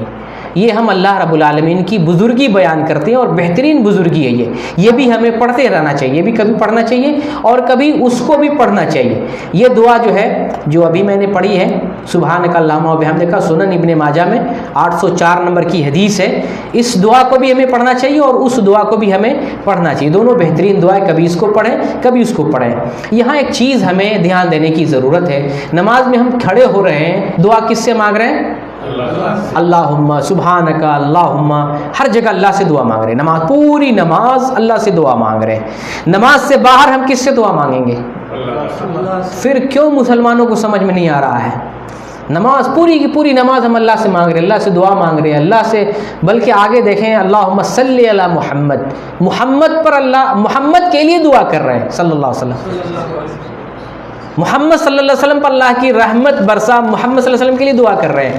باہر آ کر کے ہم محمد کا وسیلہ لگاتے ہیں، ہم بزرگوں کا وسیلہ لگاتے ہیں. نماز پڑھتے ہیں کچھ اور، نماز سے باہر ہوتے ہیں کرتے کچھ اور. یہ تنبیہ کر رہا ہوں اس لیے کہ نماز سمجھنا ہے ہمیں. نماز کیا چیز ہے؟ اللہ کی بزرگی ہے، اللہ کی عبادت ہے، اللہ سے مانگنا ہے. تو ہم جب نماز میں ہم اللہ رب العالمین سے مانگتے ہیں تو نماز کے باہر بھی ہم اللہ ہی رب العالمین سے مانگیں گے. ٹھیک ہے، تو وہ ثنا ہم نے پڑھ لی ہے. اب آگے دیکھیں آگے ہم نے ثنا پڑھ لیا، دعا استفتاح پڑھ لیا. اب اس کے بعد آپ مقتدی ہیں، امام ہیں، پھر بھی آپ کو ہر حال میں سورہ فاتحہ پڑھنا ہے اور ہر رکعت میں پڑھنا ہے. کیسے پڑھنا ہے؟ پہلے اعوذ باللہ السمیع العلیم من الشیطان الرجیم من ہمزہ ونفخہ ونفثہ بسم اللہ الرحمن الرحیم الحمدللہ رب العالمین الرحمن الرحیم. پوری جو ہے سورہ فاتحہ ہمیں پڑھنا ہے مقتدی کی حیثیت سے اور امام کی حیثیت سے بھی. اس کا ترجمہ کیا ہے؟ خوب سننے والا اور جاننے والا، اللہ کی پناہ چاہتا ہوں شیطان مردود سے، اس کے برے خیالات سے، اس کی پھونک سے اور اس کے وسوسے سے. اتنا بھی کہیں گے چل جائے گا، اعوذ باللہ من الشیطان الرجیم بسم اللہ الرحمن الرحیم، اتنا بھی کہیں گے چلے گا. اور یہ بھی حدیث میں آیا ہے، اس کو بھی اگر آپ پڑھتے ہیں یہ بھی چلے گا. اس کے بعد سورہ فاتحہ میں آپ کیا پڑھتے ہیں؟ بسم اللہ، شروع اللہ کے نام سے جو بڑا مہربان نہایت رحم کرنے والا ہے. سب تعریف اللہ کے لیے ہے جو تمام جہانوں کا پالنے والا ہے، بڑا مہربان ہے، نہایت رحم کرنے والا. یعنی نماز میں اقرار کرتے ساری تعریف اللہ کے لیے، اللہ سے بڑھ کر کوئی نہیں. جب نماز سے باہر آتے ہیں تو فلاں کی تعریف، فلاں کی تعریف، فلاں کی بزرگی، فلاں کی عقیدت اتنا بیان کرتے ہیں کہ زمین اور آسمان کی قلابیں ملاتے ہیں، اللہ اور اس کے رسول سے اوپر بڑھا دیتے ہیں. یہ نماز میں ہم اللہ کی تعریف کر رہے ہیں، ساری تعریف اللہ کے لیے. اور وہی جو ہے سب سے زیادہ مہربان ہے، وہی رحم کرنے والا ہے، بدلے کے دن یعنی قیامت کے دن کا مالک ہے. اے اللہ ہم تیری ہی عبادت کرتے ہیں، ایاک نعبد، ہم تیری ہی عبادت کرتے ہیں، اور وَإِيَّاكَ نَسْتَعِينُ، اور تجھ ہی سے مدد طلب کرتے ہیں. نماز میں ہم اللہ رب العالمین سے دعا کر رہے ہیں، تیری عبادت کرتے ہیں، تجھ ہی سے مدد طلب کرتے ہیں. نماز کے باہر آتے ہیں اور کی بھی عبادت کرتے ہیں اور سے بھی مانگتے ہیں. نماز میں تیری ہی عبادت کرتے ہیں، تجھی سے مانگتے ہیں. یہ بہت اہم پوائنٹ ہے. ہر نماز میں ہر رکعت میں یہ اللہ سے اقرار کر رہے ہیں، ایاک نعبد و ایاک نستعین، تیری ہی عبادت کرتے ہیں اور تجھی سے مدد طلب کرتے ہیں. نماز سے باہر نہیں، تیرے علاوہ کسی اور کی بھی عبادت کرتے ہیں اور کسی اور سے بھی مانگتے ہیں. غلط ہو جائے. نماز میں بھی مانگ رہے ہیں، عبادت کر رہے ہیں، سب کچھ نماز سے باہر آ کے ہماری پوری عبادت ہماری بدل جاتی ہے. تو ہم تیری ہی عبادت کرتے ہیں، تجھی سے مدد طلب کرتے ہیں، ہمیں سیدھی راہ چلا. اہدنا الصراط المستقیم، الصراط المستقیم، سیدھا راستہ ہمیں چلا، ٹیڑھا میرا راستہ نہیں چلا. ان لوگوں کی راہ چلا جن پر تو نے انعام کیا ہے، جن پر غضب نہیں کیا گیا اور جو گمراہ نہیں. ہمیں گمراہوں کا راستہ نہیں چاہیے. ہمیں وہ لوگ جن پر اللہ نے عذاب نازل کیا ہے، تہس نہس کر دیے گئے، برباد کر دیے گئے، یا جو گمراہ ہو گئے، ان لوگوں کا راستہ ہمیں نہیں چلا. ہمیں سیدھے لوگوں کا صراط مستقیم والا راستہ چلا. اس کے بعد ہم آمین کہتے ہیں، یعنی اے اللہ ہماری دعا قبول کر لے. اللہ سے دعا کر رہے ہیں اور آمین بھی کر رہے ہیں. تو نماز پڑھتے ہیں اور ہدایت بھی مانگتے ہیں اللہ رب العالمین سے ہدایت مانگتے ہیں، اور ہدایت مانگنے کے بعد اللہ سے استدعا کرتے ہیں، یا جو اللہ سے درخواست کرتے ہیں اللہ ہماری دعا کو قبول فرما لے. تو یہ سورہ فاتحہ کس کے لیے؟ امام کے لیے اور مقتدی کے لیے بھی. دیکھیں آگے کا جملہ، سورہ فاتحہ پڑھنا ہر حال میں فرض ہے، خواہ بطور مقتدی ہوں یا امام یا اکیلے نماز پڑھ رہے ہیں. حوالہ دیا گیا صحیح بخاری 756 نمبر.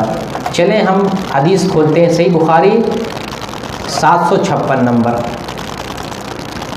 756. یہ صحیح بخاری ہے. حدیث دیکھتے ہیں. عبادہ بن صامت رضی اللہ عنہ سے روایت ہے کہ رسول اللہ صلی اللہ علیہ وسلم نے فرمایا، جس شخص نے سورہ فاتحہ نہ پڑھی اس کی نماز نہیں. لا صلاۃ لمن لم یقرأ، حدیث کے الفاظ لا صلاۃ لمن لم یقرأ بفاتحۃ الکتاب، اس کی نماز نہیں جس نے سورہ فاتحہ نہیں پڑھی. اب یہ حدیث میں یہ نہیں ہے کہ امام پڑھے مقتدی پڑھے، اس میں یہ نہیں ہے. اب دیکھیے اوپر امام بخاری نے اس حدیث کو درج کر کے اس پر جو ایک باب باندھا ہے جس کو ترجمۃ الباب کہا جاتا ہے. یہ امام بخاری کی فقاہت ہے. فقہ البخاری فی تراجمہ کہا جاتا ہے کہ امام بخاری کی فقاہت، انہوں نے جو ترجمہ یا باب قائم کیا ہے اس میں ہے. امام بخاری کون ہے؟ امیر المؤمنین فی الحدیث. جیسے بادشاہت اور خلافت ملتی ہے تو خلیفہ بنتے ہیں، امیر المومنین بنتے ہیں. تو حدیث کے معاملے میں بادشاہ ہیں، یہ خلیفہ ہیں، ان سے بڑھ کر حدیث جاننے والا کوئی نہیں. یہ حدیث ذکر کر کے امام بخاری کیا کہتے ہیں؟ دیکھیں، باب وجوب القراءۃ للامام والماموم فی الصلوات کلھا فی الحضر والسفر وما یجہر فیہا وما یخافت. باب کس بات کا؟ امام اور مقتدی کے لیے قرأت کا واجب ہونا، امام کے لیے مقتدی کے لیے، امام اور ماموم کہتے ہیں مقتدی کو، سفر میں ہو، حضر میں ہو یا سفر میں، ہر حال میں، سری نماز میں ہو یا جہری نماز میں۔ یہ باب قائم کرنے والے کون ہیں؟ امام بخاری رحمۃ اللہ علیہ۔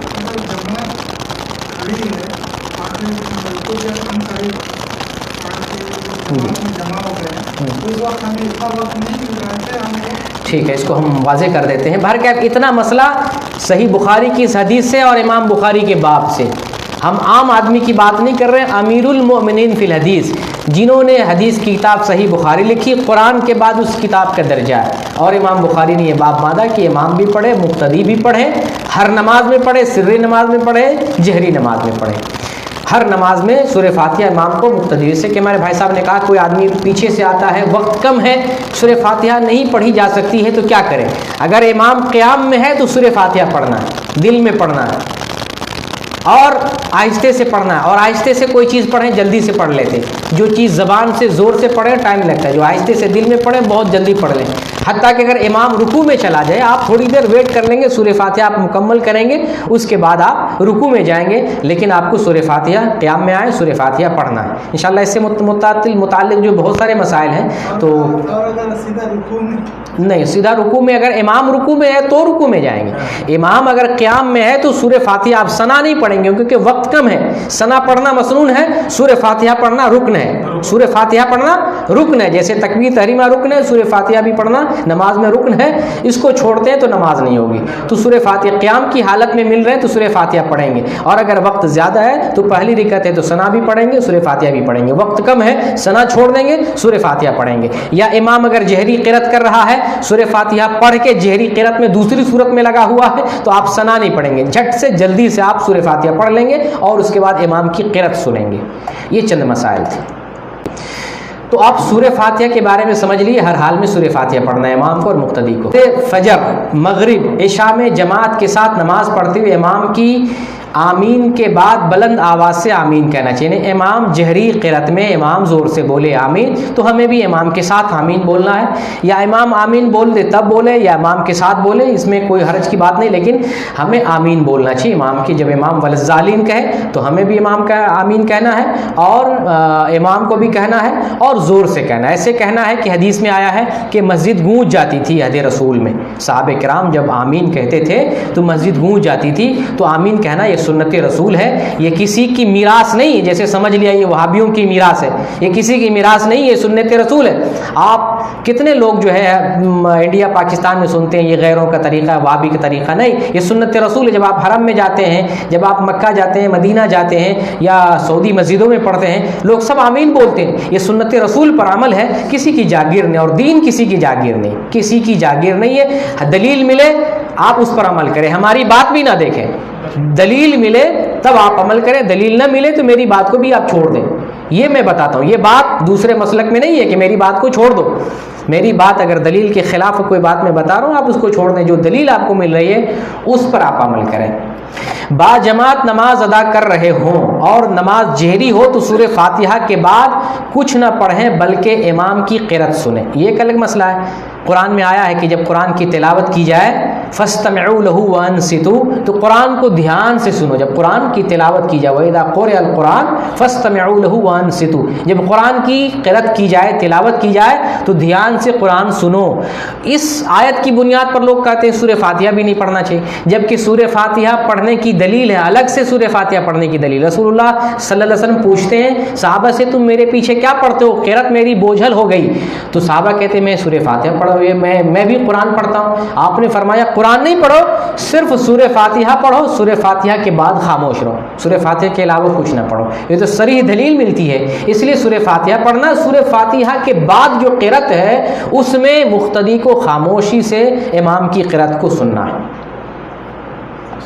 یہ حدیث بھی ہے، ابو داؤد کی حدیث ہے 824 نمبر کی، دیکھ لیں 824 ابو داؤد ہے۔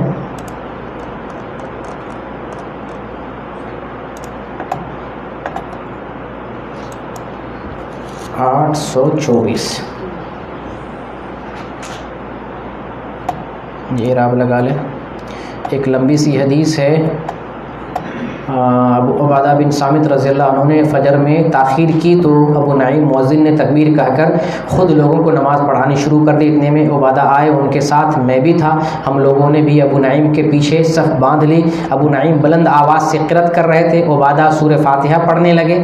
جب ابو نعیم نماز سے فارغ ہوئے تو میں نے ابو عبادہ رضی اللہ عنہ سے کہا میں نے آپ کو نماز میں سورہ فاتحہ پڑھتے ہوئے سنا، حالانکہ ابو نعیم بلند آواز سے قرأت کر رہے تھے۔ انہوں نے کہا ہاں، اس لیے کہ رسول اللہ صلی اللہ علیہ وسلم نے ہمیں ایک جہری نماز پڑھائی جس میں آپ زور سے قرأت کر رہے تھے، آپ کو قرأت میں التباس ہو گیا۔ آپ صلی اللہ علیہ وسلم نماز سے فارغ ہوئے تو ہماری طرف متوجہ ہوئے اور پوچھا کہ جب میں بلند آواز سے قرأت کرتا ہوں تو کیا تم لوگ بھی قرأت کرتے ہو؟ تو ہم نے کہا، کچھ لوگوں نے کہا ہاں ہم ایسا کرتے ہیں۔ آپ صلی اللہ علیہ وسلم نے فرمایا ایسا مت کرنا، جب ہی میں کہتا ہوں کہ کیا بات ہے قرآن مجھ سے کوئی چھین لیتا ہے تو چھینے لگتا ہے، تو جب میں بلند آواز سے قرأت کروں تو تم سوائے سورہ فاتحہ کے قرآن میں سے کچھ نہ پڑھو، یعنی قرأت مجھ پر بوجھل ہو جاتی ہے تو تم سورہ فاتحہ کے علاوہ میرے پیچھے کچھ اور نہ پڑھو۔ تو یہ حدیث ہے، ابو داؤد کی حدیث ہے۔ یہاں ایک چیز واضح کرنی ہے کہ یہاں جہاں لکھا ہے نا کہ اور کچھ نہیں پڑھنا، تو لوگ کیا کرتے ہیں کہ حدیث اتنی بیان کرتے ہیں، اس کے آگے کہ یہ سورہ فاتحہ پڑھنی ہے یہ نہیں بیان۔ ہاں یہ جو ہے امانت میں خیانت ہے کہ جب حدیث میں پورا ٹکڑا آیا ہے کہ تم کچھ بھی نہ پڑھو سوائے سورہ فاتحہ کے، سوائے سورہ فاتحہ کے یہ بھی بیان کرنا ہے۔ سورہ فاتحہ ہر حال میں پڑھنا ہے، باقی جو دوسری قرأت ہے امام کی وہ قرأت ہمیں نہیں کرنی ہے۔ اب آپ اکیلے نماز پڑھ رہے ہیں تو سورہ فاتحہ کے بعد کوئی سورت یا سورہ اخلاص یا قرآن کریم کا جو حصہ یاد ہو آپ پڑھیں گے۔ جب آپ مقتدی کی حیثیت سے ہے سورہ فاتحہ پڑھ کے خاموش رہیں گے۔ جب آپ اکیلے پڑھ رہے ہیں تو آپ خود ہی امام ہیں یا آپ نماز پڑھا رہے ہیں امام ہیں، تو ایسی صورت میں آپ بسم اللہ الرحمن الرحیم پڑھ کر ایک صورت پڑھیں گے، کوئی صورت بسم اللہ آپ نے جب سورہ فاتحہ پڑھی تھی اعوذ باللہ بھی پڑھا، بسم اللہ بھی پڑھا، پھر الحمدللہ پڑھے ہیں۔ اعوذ باللہ چونکہ ایک مرتبہ پڑھ چکے ہیں، اب قرآن جب پڑھیں گے تو اعوذ باللہ ہمیں نہیں پڑھنا ہے کیونکہ لگاتار ایک ہی نماز میں پڑھ رہے ہیں، صرف بسم اللہ پڑھ کے صورت پڑھیں گے۔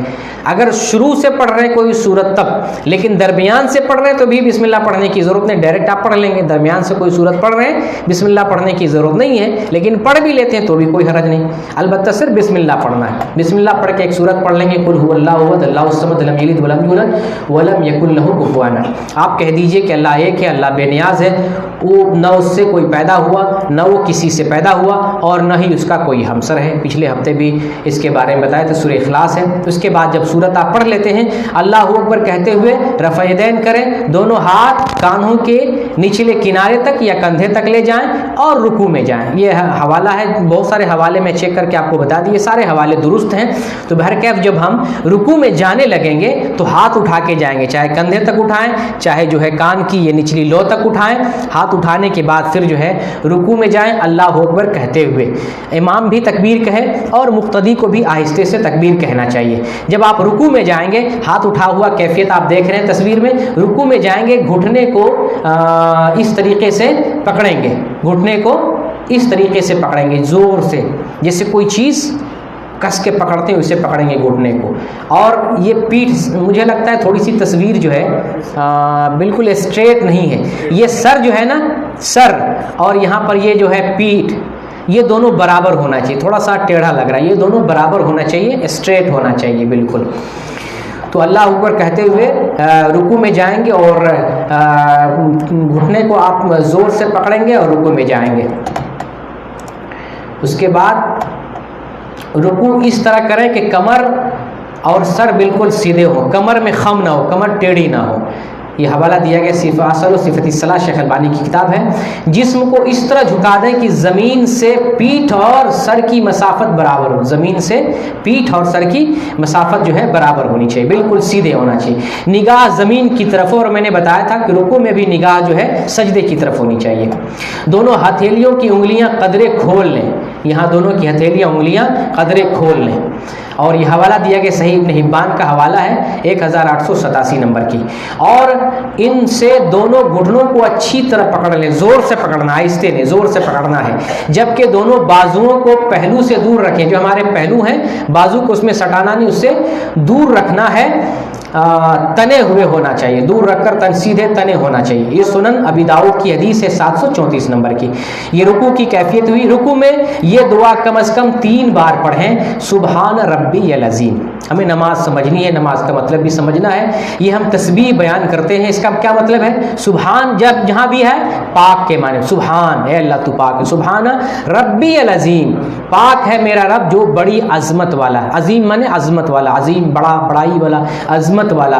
तो सुबहान रब्बियल अज़ीम, पाक है मेरा रब जो बड़ी अज़मत वाला है। 3 दफ़ा इस जिक्र को करेंगे। ये सही मुस्लिम की हदीस है 722 नंबर की और अबू दाऊद में भी 870 नंबर की।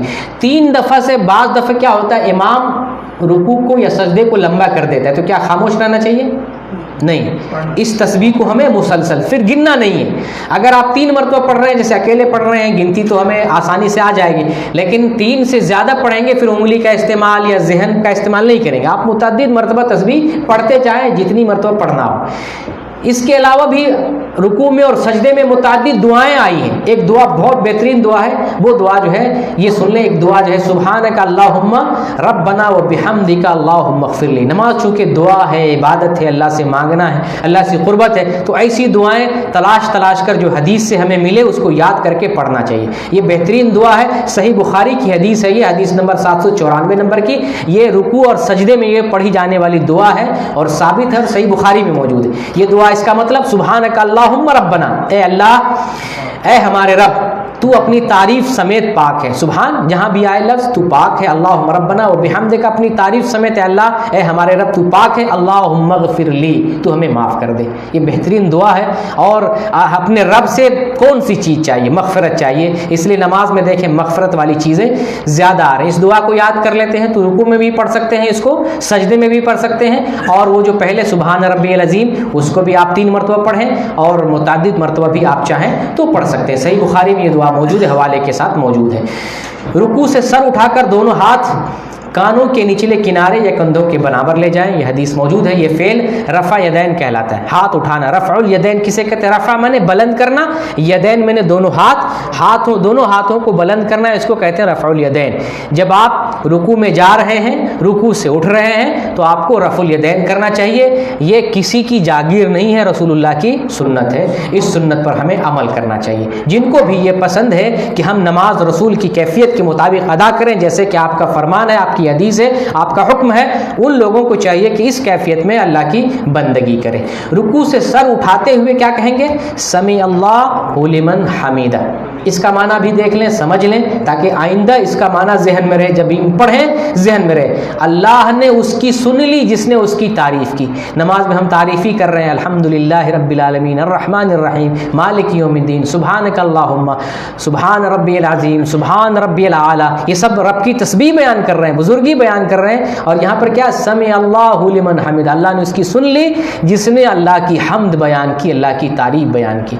तो इस माने से, इस माने के साथ बंदगी करेंगे तो अल्लाह से ताल्लुक़ और क़ुर्बत बहुत ज़्यादा होगी।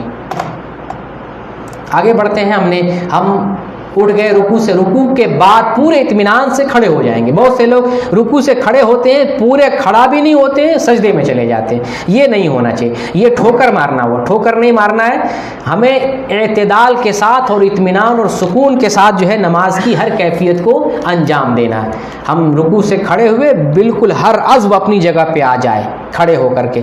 अब उसके बाद इत्मीनान से जो है हम सजदे में जाएंगे। लेकिन जब हम रुकू से खड़े होंगे तो हम कुछ पढ़ेंगे, सीधे खड़े होकर क्या पढ़ेंगे? रब्बना वलकल हम्दु हम्दन कसीरन तय्यबन मुबारकन फीह। एक बेहतरीन तस्बीह है, अल्लाह की बड़ाई बयान की जा रही है। अगर चाहें तो इतना भी कह सकते हैं रब्बना वलकल हम्द, इतना भी काफ़ी है। और अगर चाहें तो ये पूरी तस्बीह बयान कर सकते हैं। हदीस से साबित है, सही बुखारी की हदीस है, हदीस नंबर 799 नंबर की, सही मुस्लिम में भी है, रब्बना वलकल हम्दु हम्दन कसीरन तय्यबन मुबारकन फीह। अब इसका तर्जुमा देख लेते हैं, इसका माना समझ लेते हैं। ऐ हमारे रब, सब तारीफ़ें तेरे ही लिए हैं, बहुत ज़्यादा पाकीज़ा और बाबरकत तारीफ़, सब तारीफ़ तेरे लिए, बहुत ज़्यादा तारीफ़ तेरे लिए। तय्यबन और जो है पाकीज़ा तारीफ़ और बाबरकत तारीफ़ सब तेरे लिए, सारी तारीफ़ तेरे लिए। क्योंकि हम इकरार कर लिए नमाज के शुरू में अल्लाहु अकबर, तू सबसे बड़ा है, इसीलिए सबसे ज़्यादा तारीफ़, सबसे ज़्यादा हम्द, सबसे ज़्यादा बड़ाई अल्लाह रब्बुल आलमीन की जाएगी। اب اس کے بعد اللہ اکبر کہیں اور سجدے میں جائیں، پہلے دونوں ہاتھ کو زمین پر رکھیں، اس کے بعد گھٹنے رکھیں۔ یہ حدیث موجود ہے سنن ابی داؤد میں 840 نمبر کی، میں دکھا دیتا ہوں چونکہ یہ ایک اہم مسئلہ ہے۔ ابو داؤد 840،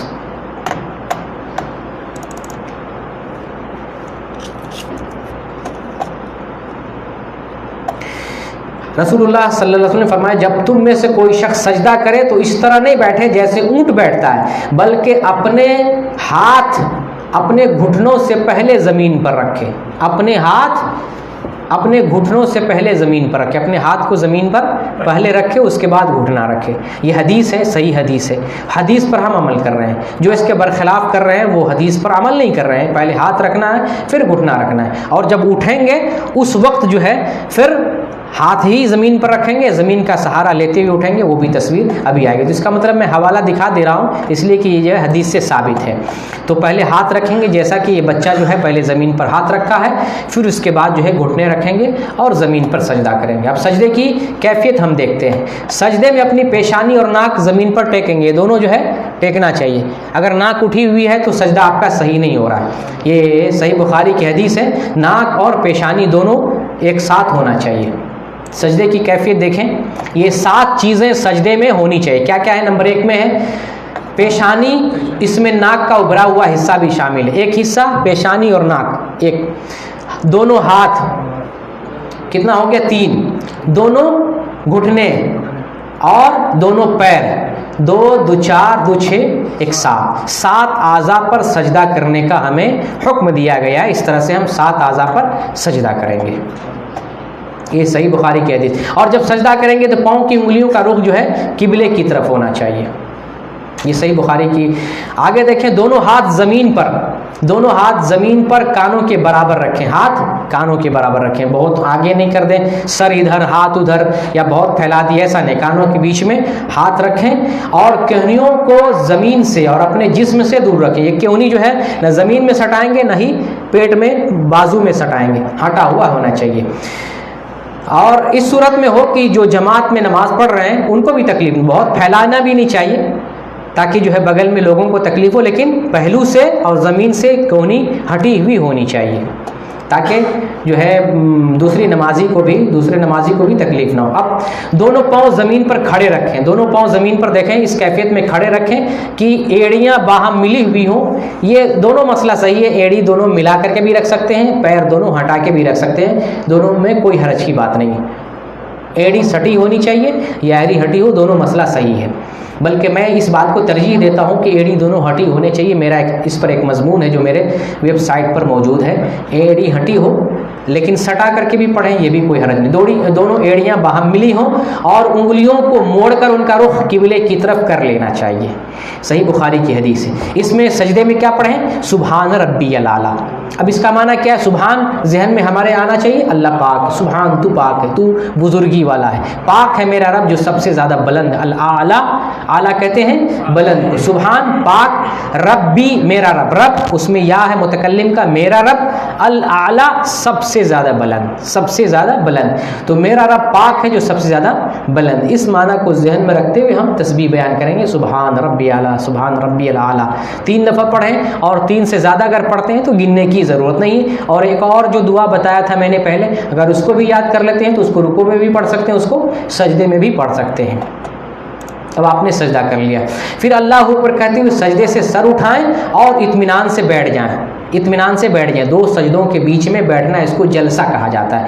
دونوں سجدوں کے درمیان بیٹھنے کا طریقہ یہ ہو کہ بائیں پاؤں پر بیٹھیں اور دائیں پاؤں کو زمین پر کھڑا کر کے رکھیں اور اس کی انگلیاں قبلے کی طرف دیکھیں۔ بائیں پاؤں کو بچھا کر کے اس پر بیٹھیں گے بائیں پاؤں پر، اور دائیں پاؤں کو کھڑا کر کے قبلے کی طرف رکھیں گے۔ اس کو افتراش کہتے ہیں، عربی میں اس کو افتراش کہتے ہیں۔ اس کو 2 رکعت پہ بھی اسی طرح سے بیٹھیں گے اور دونوں سجدوں میں بھی اسی طریقے سے بیٹھیں گے، ٹھیک ہے۔ اور اسی طریقے سے اس دوران اطمینان سے بیٹھیں اور دونوں ہاتھوں کو رانوں پر رکھیں، دونوں ہاتھ کو ران اور घुटनों पर रखें, रान पर भी हो, घुटनों पर भी, दोनों दूर नहीं होना चाहिए बिल्कुल रान पे, बल्कि घुटने के करीब होना चाहिए दोनों हाथ, जैसे कि बच्चे ने रखा है। नबी करीम सल्लल्लाहु अलैहि वसल्लम रुकू, सजदे और दोनों सजदों के दरमियान बैठने पर तकरीबन जितना वक्त लगाते थे, यानी रुकू में, सजदे में, दोनों सजदों के दरमियान बैठने पर तकरीबन एक जैसा वक्त लगाते थे। यानी आपका क़याम जितना होता था उसी कैफियत में आप रुकू करते थे, इतना देर तक रुकू करते, उतनी ही देर तक सजदा करते, उतनी ही देर तक आप जो है दोनों सजदों में भी बैठा करते थे।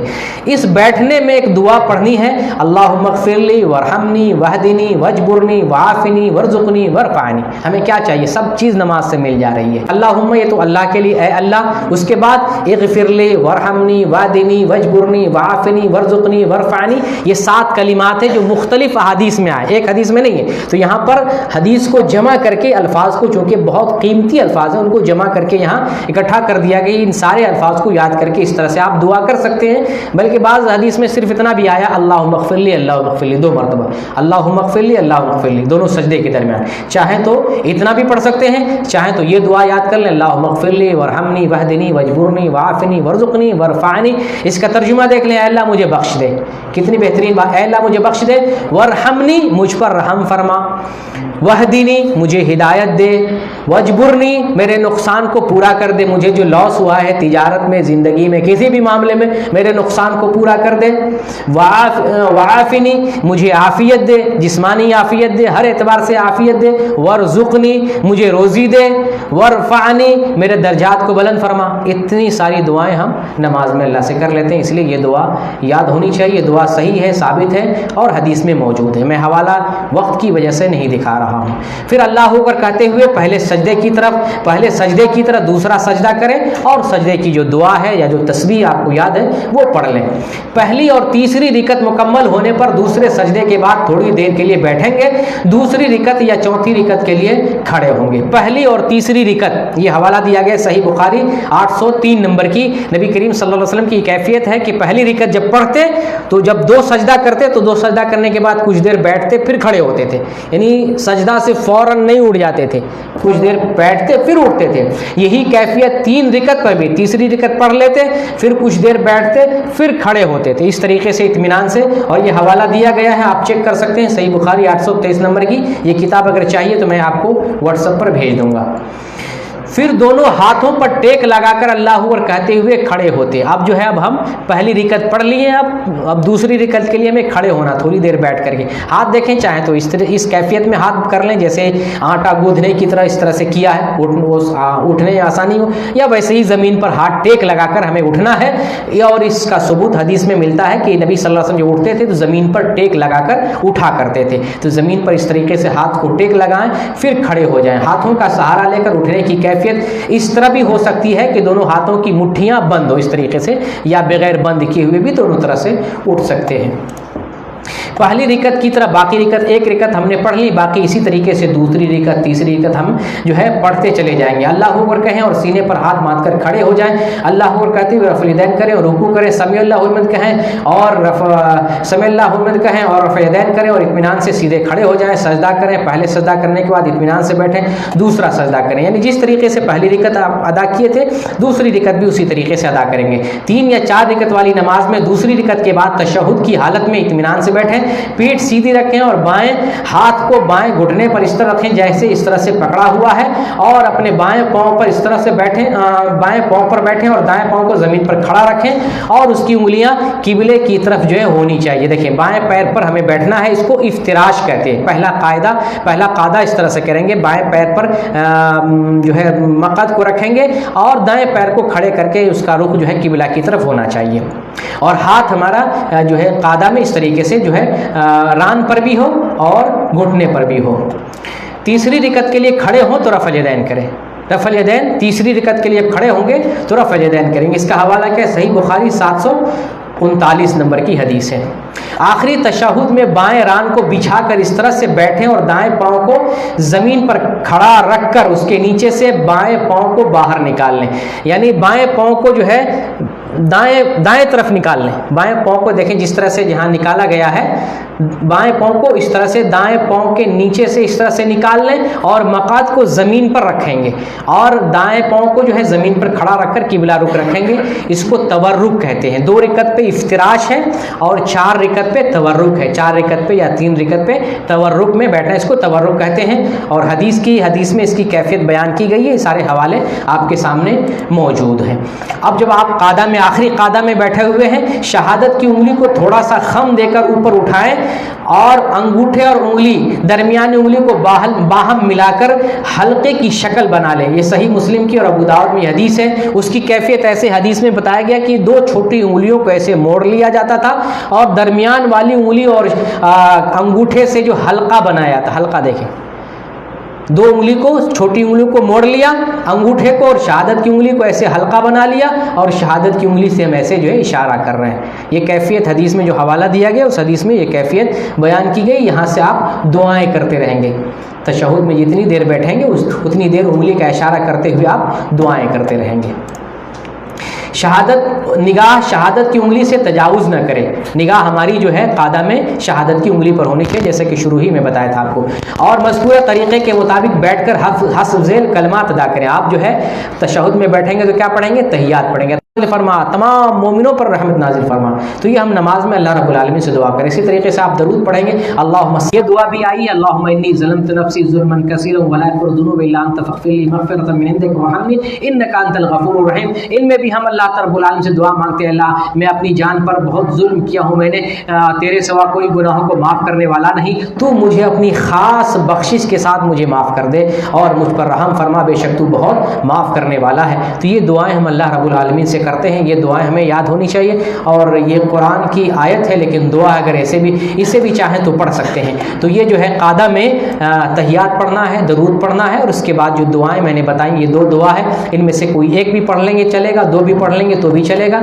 और जब ये दुआएं पढ़ लें, इसके बाद अब जो है दाएं तरफ सलाम फेरेंगे, अस्सलामु अलैकुम व रहमतुल्लाह। बाएं तरफ सलाम फेरेंगे, अस्सलामु अलैकुम व रहमतुल्लाह। सलामती हो तुम्हारे ऊपर और अल्लाह की रहमत हो, सलामती हो तुम्हारे ऊपर और अल्लाह की रहमत हो। इस तरीके से हमारी नमाज जो है ख़त्म हो जाती है। सलाम फिरने के बाद कहेंगे अल्लाहु अकबर 1 मरतबा फ़ौरन और कहेंगे अस्तग़फ़िरुल्लाह अस्तग़फ़िरुल्लाह अस्तग़फ़िरुल्लाह 3 मरतबा मैं इस्तिग़फ़ार करता हूँ। 3 मरतबा जो है अल्लाह रब्बुल आलमीन से इस्तिग़फ़ार तलब करना चाहिए। और मुख्तलिफ़ दुआएँ नमाज के बाद अज़कार हैं, वो अज़कार हमें पढ़ना चाहिए। तो इस तरीके से हमने नमाज की तालीम हासिल कर ली।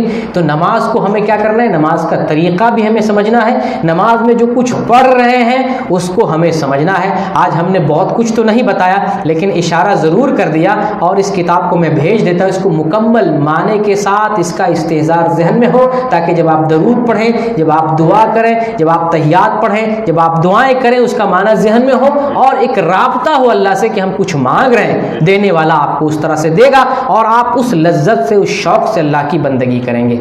अल्लाह रब्बुल आलमीन से दुआ करते हैं बारहा हमें नमाज की तालीम हासिल करने की तौफ़ीक़ दे, हमारे तमाम घर वाले को नमाज़ पढ़ने की तौफ़ीक़ दे और हमें सुन्नत के मुताबिक नमाज़ पढ़ने की तौफ़ीक़ अता फरमा। हमने ज़िंदगी में जितनी भी नमाज़ें पढ़ी हैं उन तमाम नमाज़ों को कबूल फरमा ले और नमाज में जो हमसे गलतियाँ होती हैं या हो गई हैं उन तमाम गलतियों को माफ़ फरमा दे। आइंदा हमें सुन्नत के मुताबिक नमाज़ पढ़ने की तौफ़ीक़ अता फरमा। जज़ाकुमुल्लाहु खैरन व बारक फ़ीकुम।